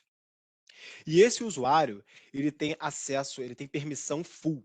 Ou seja, com o usuário raiz, você consegue fazer qualquer coisa dentro da sua conta AWS. Então, o que a AWS, qual é a prática recomendada por ela? Que você não use esse usuário raiz. Só use ele quando for extremamente necessário. O que ela pede? Ela pede que você crie usuários dentro do IAM e esses usuários sejam os usuários que você vai administrar no dia a dia a sua conta, certo? O usuário raiz vai ficar ali guardado justamente se você precisar fazer alguma coisa de suporte ou alguma coisa relacionada mesmo à sua conta que não pode ser utilizado com o usuário de administrador. E aí, qual seria a etapa que você faz?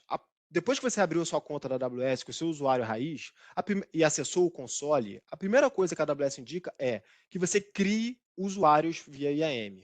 Ou seja, você vai criar um primeiro usuário no seu IAM. Esse usuário, você vai dar as permissões de administrador para ele.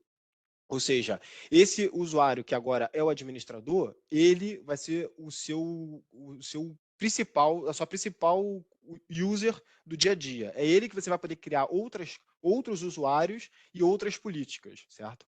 E depois disso, você faz eles pedem para você fazer uma política de senha, ou seja, que essa senha seja alterada no primeiro acesso e que seja alterada com uma certa frequência durante um tempo, e também que você ative o duplo fator de autenticação dele.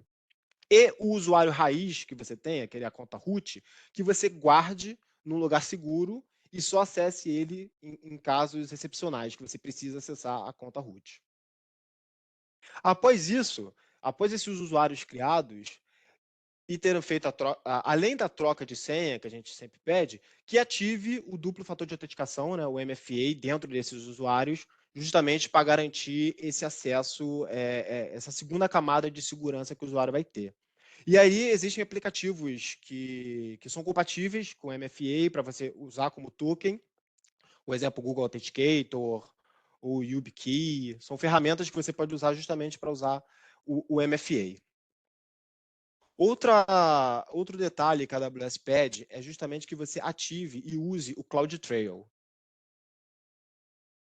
Como funciona o CloudTrail? A partir do CloudTrail, você consegue rastrear todas as atividades que os usuários estão fazendo dentro da rede AWS. Ou seja, ele vai ser aquele relatório operacional, aquela auditoria operacional que você vai ter de todos os usuários que estão, o que eles estão acessando, quando eles estão acessando. Se você tiver algum problema, você consegue puxar logs e verificar quem fez aquele acesso, quem fez aquela atividade indevida. E também você consegue gerar alertas se tiver acontecendo alguma anomalia na rede. Ou seja, se você teve algum recurso que está sendo utilizado, que normalmente você não utiliza, e por um fim de semana começou a ser utilizado, ele vai te dar alertas, certo? De um consumo que está acima do normal, ou de uma utilização acima do normal. Ou seja, você vai ter toda essa ferramenta mesmo para você monitorar o seu recurso operacional e ter logs de quem está acessando, quando está acessando, para depois você fazer uma auditoria com relação a isso. Outra ferramenta também muito importante é habilitar os relatórios de faturamento. O Vinícius falou um pouco disso na sessão anterior, que é justamente relatórios de custos e de uso da AWS. Ou seja, com esse relatório, você consegue monitorar, você não precisa chegar no final do mês para saber quanto que você vai pagar. Você consegue fazer relatórios diários para ver como está o consumo, certo, de determinados recursos na AWS e qual é a estimativa de gasto que a gente vai ter no final do mês baseado nessa demanda que a gente vai utilizando dia a dia. Ou seja, você durante o mês, você consegue ter esse controle de quanto que você vai gastar no final do mês, quanto que você está gastando diariamente de recursos AWS. Ou seja, são ferramentas muito importantes, tanto na parte de segurança, quanto na parte de governança da demanda que você tem na AWS. A gente sabe que muita gente acaba reclamando por não ter esse conhecimento, acaba questionando o custo na nuvem ou questionando algumas surpresas que aparecem na fatura por não saber como monitorar isso antes. Ou seja, a gente consegue criar alertas para consumos fora do padrão e também ter relatórios diários para saber como está esse consumo durante o mês. Um segundo ponto aqui, agora vamos falar um pouco de redes. Quando a gente fala de redes, inicialmente a gente pode falar aqui de VPC, né? O que é o VPC? O VPC é justamente a rede lógica, certo? Isolada que a gente cria dentro da AWS para a gente executar os nossos recursos. Dentro do VPC, a gente vai criar o endereçamento IP, as subredes, os gateways para acesso à rede externa. E também a parte de camada de segurança, a parte tanto de security group quanto da parte de ACL, a gente consegue criar. E como que o VPC ele funciona? Ele fica dentro de uma única região, você vai escolher uma região, você vai criar ali seu VPC, e você pode usar ele dentro de mais de uma zona de disponibilidade, certo? Até para você fazer uma redundância do seu workload. E você pode criar sub-redes dentro dele. E como essas sub-redes? Você pode criar tanto sub-redes públicas quanto sub-redes privadas. Sub-redes públicas é aquela que permite acesso do mundo externo, via internet, e sub-redes privadas são aquelas que não permitem acesso, são redes que não são acessadas externamente. O endereçamento IP que você usa, você sempre vai usar endereçamento IP privado, certo? Dentro da sua configuração de rede. E aí você pode usar desde um /16 até um /28, vai depender do tamanho da rede que você precisa e dos recursos que você vai ter dentro dessa rede, certo? Lembrando, claro, que não pode ter uma sobreposição da faixa de IP que você vai estar utilizando. E como funciona a parte do endereçamento público? Ao você criar um endereçamento, a sua subrede interna, e você precisa falar externamente, certo? Automaticamente, o gateway de rede ele vai fazer essa conversão, pegando o seu endereço público, o seu endereço privado e pegando o endereço público que a AWS disponibiliza para fazer esse acesso externo.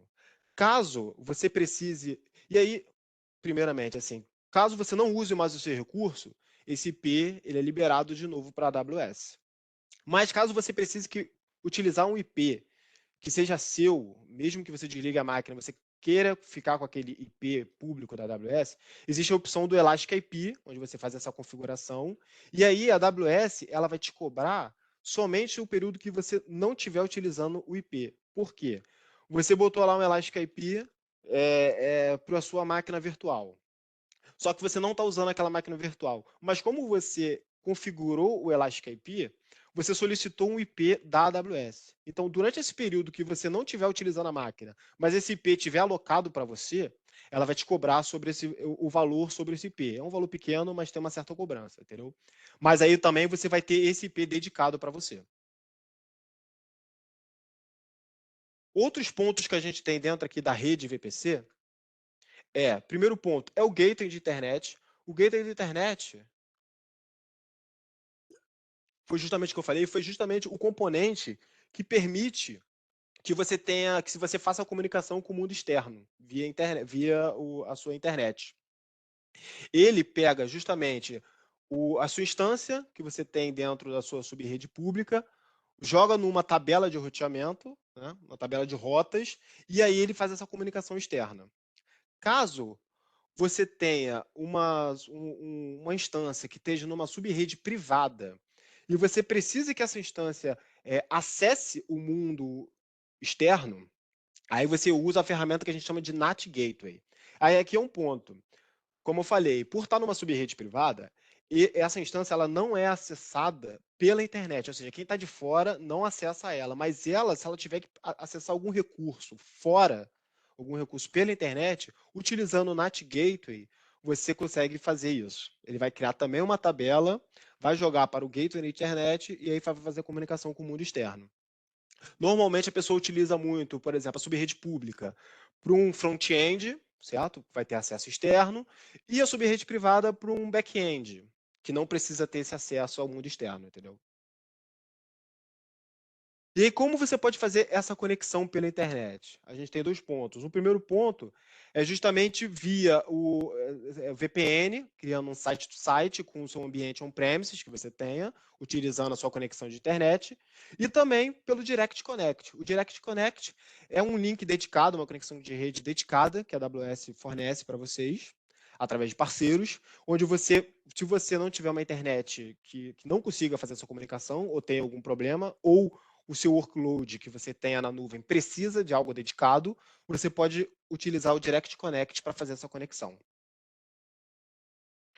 Outro ponto aqui é o DNS. O DNS é justamente o serviço da AWS que faz essa conversão de nomes, né? Você utiliza, você bota lá seu endereço de site, aqui exemplo.com, ele faz essa conversão por endereço IP, certo? E aí, toda essa solicitação, como a gente acontece hoje também no ambiente on-premise, você não precisa saber o IP da instância, você coloca ali o nome e aí o serviço, o Route 53, faz esse serviço de DNS para você, essa resolução de DNS para você. E o último ponto aqui é o CloudFront. O CloudFront é justamente a ferramenta que a gente tem de SDN, onde você consegue alocar o seu recurso usando o cache mais próximo possível da onde ele vai ser acessado. Ou seja, você pode ver aqui, pelos pontos de presença, que até o Felipe falou inicialmente, ele utiliza esses pontos de presença, e aí, ao invés de você ter que acessar o seu recurso direto lá na sua máquina, você pode usar o ponto de presenças, o CloudFront, como um cache, e aí você vai diminuir o tempo de resposta, vai diminuir o tempo até a utilização desse recurso.